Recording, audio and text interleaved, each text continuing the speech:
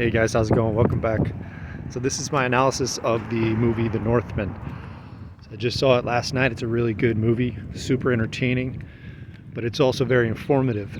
So it's basically a study of Norse religion, theology, religious practices, and culture,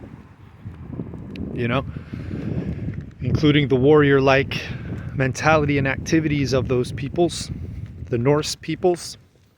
You could perhaps expand it into the barbarian peoples of the ancient times that took over the Roman Empire.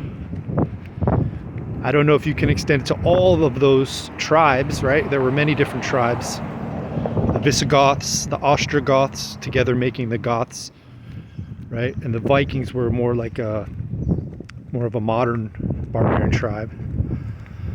So anyway, it shows the religion of these people, the Norse people. Bjork was in the movie, which is totally awesome. I'm a big Bjork fan since I was a teenager. 9th grade, I think I got my first Bjork album. My girlfriend bought it for me. I forget which one it was because all the album covers look exactly the same, right? It's just a picture of Bjork in different dress. So it wasn't Debut. I think it was the one after that, maybe Homogenic. So anyway, I'm a big time Bjork fan. One of my favorite movies is Dancer in the Dark, which is her first, and at that time only, movie. Right, so it was the first time she acted. And if you guys haven't seen that movie, Dancer in the Dark, please watch that. It's a phenomenal movie. Super sad, super good. It's like it's a musical, but it's not happy. Or it's like insanely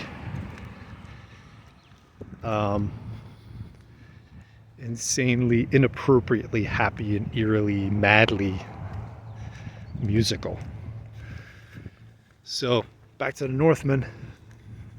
For me, as a Bible believer and a follower of Yahweh and the religion of Yahweh, this whole movie was basically like a study. It was basically a Bible study, right? Because if you learn the Bible, you know that God gave the true religion to Abraham, right?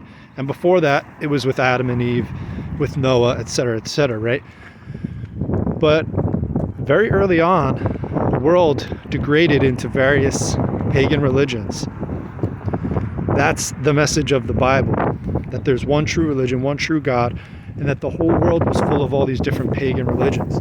So what you're seeing in The Northman is a study of one pagan religion and culture, and the results of that. The movie was very honest in that way. Crossing the street as I'm making a YouTube video. Fun times. So that's what you're seeing in the movie. And you're seeing this Valhalla mentality, right? In the Vedic religion, they would call them Kshatriyas. The K is silent, I believe. Kshatriyas. Right? So in the Hindu caste system, or more accurately, the Varnashram system, there are 4 social orders and 4 stages of life. And you can, wherever you are in life, you'll fit between those 4 stages. So the 4 castes, right? Or the 4 Varnas, is Brahmin was the priest. Under them was the Kshatriyas, the warriors, and the political men, people in government, the kingdoms, the kings, right? All these movies you're watching, like Game of Thrones and stuff, you're watching Kshatriyas, like old school European Kshatriya class, right? And they were ruled by the Brahmins, the priestly class. That's what you're going to see in all of these movies and all of these shows. Don't think they're dumb with what they're making you. They know what they're putting out there. The cool thing about watching these things is they are, a lot of them, historically correct, and even just in principle correct. So what I saw in The Northman was, from my understanding, is correct about a lot of their practices, right? And they were all the governments were ruled over by a priestly class. The kings weren't the last say.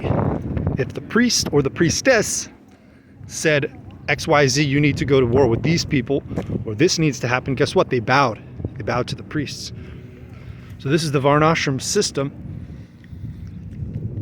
And that's what was shown in the movie. Now, also in the movie, what you're going to see is, and what I learned from the Bible, is that, hey, God's worship is one way, and there's all these false religions out there that follow the false way. And basically there's two religions. There's God's religion, the religion of Yahweh, and then there's a bunch of false religions which can be lumped in together, right? And all these pagan religions, they have very similar beliefs, different gods, right? Various gods versus one God. There's idol worship. So that was shown in the Northman, right? There was a lot of idol worship with Odin and Freya and the various gods that they worship. The girl in the movie, she was an earth goddess worshiper. She was an earth worshiper. So the main character, his family worshipped Odin. They had a temple in their town with a statue of Odin. And then he meets this girl, and then she is just like an earth worshiper. So she listens to the earth, and she digs up things, and she does spells and mantras. And so this is showing how the pagan religions, they worship different gods. Certain gods give them certain things. Mantras is part of the practice. Chanting. They also showed straight up meditation. Like, you thought the Buddhists were the only one who sat in lotus. Well, think again, right? These are ancient practices that have been going on from time immemorial. The New Age is not new. It's not new at all. In fact, it's very ancient. It's old. It's old knowledge. So you get surprised when you see things that you thought were new or New Agey, and you're like, oh, they've been doing that in Hinduism forever, right? Well, yeah. And they've been doing that in the Norse religion, chanting mantras and going into trances and altered states of consciousness. And their eyes are rolling in the back of their heads. That happens in the movie, and the drooling, right? Right, that's what it is, right? These incantations put people into an altered state of consciousness. They believe that makes them spiritual, and they're communing with the gods or the spirits, okay? Jesus Christ tells us not to do this. He says, do not make vain repetitions. Don't make vain repetitions like the heathens do. Heathens, aka pagans. Okay, pagan just means non-Christian religion. So the movie was really a study in that. And I felt vindicated when I watched that movie, because I felt like, wow, God warns me about these practices. And guess what? The whole movie was like miserable. Like, these people's lives were miserable, right? Because first of all, the guy had a vendetta against his uncle who killed his father and married his mother. But really, the vendetta came from the father, who said, you must avenge my death. Not only did he say it like a bunch of times and put all this pressure on the kid, the young boy at the time, who was the prince, in this Norse country. They don't tell exactly where it is, maybe near Iceland or something. See the ocean? Beautiful. God's beautiful. Ocean on his flat earth. So anyway, he signed it in blood, right? So there were blood covenants and blood pacts with him and then the grandfather, and then they had them come into the temple of Odin and crawl like dogs and drink from the dog bowl while they did this ritualistic thing about combining them to the ancients and all this stuff, which to the average viewer in that theater, they have no idea what's going on. They're just like, oh, cool, cool. But if you start to learn, this stuff is real. And what happens is it's covenants with families. It's intergenerational curses that are going on. This stuff is real. When you're born, you don't realize you're being born into certain, I was going to use the word karma. You can use the word karma if you want, but curses, let's call it what it is. There's curses that happen because of your parents' involvement in the occultism, in pagan religions and pagan practices. Sometimes you're born into, there's an energy, and so sometimes you have to have those cut. All right. So the movie was not about cutting those ties, but it was about just living in them. And the result was just blood and death and murder and all the bad stuff that goes along with humanity, right? In any religion. It's in any religion because man is there. And that's why God doesn't want religion. God wants a relationship with you and with me. And that's what it's all about. It's just to have a relationship with God and Jesus. That's the true religion. That was the true religion of the Jews. Okay? They had a relationship with Yahweh through the blood sacrifice and waiting on the Messiah, who was and is Jesus Christ. All right? So I saw in the movie the results of pagan worship and pagan practice, and it wasn't good. And it just reminded me of reading the Old Testament, how God was warning the Jews, hey, don't follow these other cultures and what they do. It's not good for you. All right? In the movie, they had tied up a young maiden girl and sacrificed her, or they were trying to sacrifice her because the gods were angry. Right? This goes on in Mayan culture, in Aztec culture. There were human sacrifices. Look it up. This is our history as humanity. The Bible talks about this. This is the whole history of the world. All of the pagan religions did animal sacrifice and human sacrifice, which included very often child sacrifice and all kinds of other horrendous things.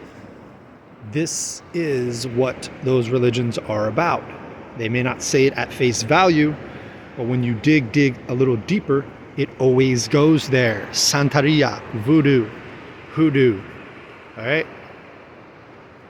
That one from Mexico that I can't pronounce, Maya Ombe, I forget how to pronounce it. There's a bunch. It's always the same thing. All right? This is the religion of the devil. Some hard truths here today. Take it with a grain of salt. You know? Symbols, there's all kinds of symbols in the world of these pagan religions that people are wearing on their bodies and don't even realize it.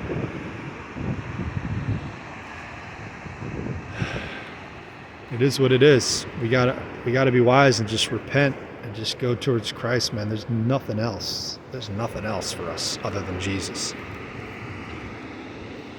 And that movie really showed me. Now, all these movies nowadays are about witchcraft. Everything's about witchcraft and spells and occultism and how great it is and how fun it is. And, you know, of course there's blood involved, but we like that too, right? And it's just a strange world to live in, guys. So thanks for listening to these thoughts and comments on the movie.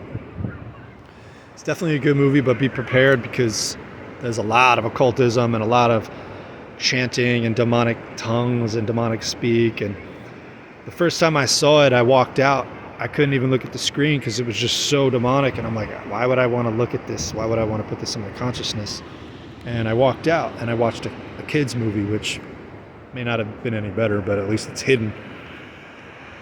But I went and saw it again, which may or may not have been a good idea. But just having these thoughts on it, it just really vindicates God's religion and God's worship, right? So the blood sacrifice is done away with, guys. No more of that. We don't have to do that. Christ is our sacrifice. He is the Lamb. He was slain once and for all for us. God bless you guys. I love you. Much peace and shalom. One.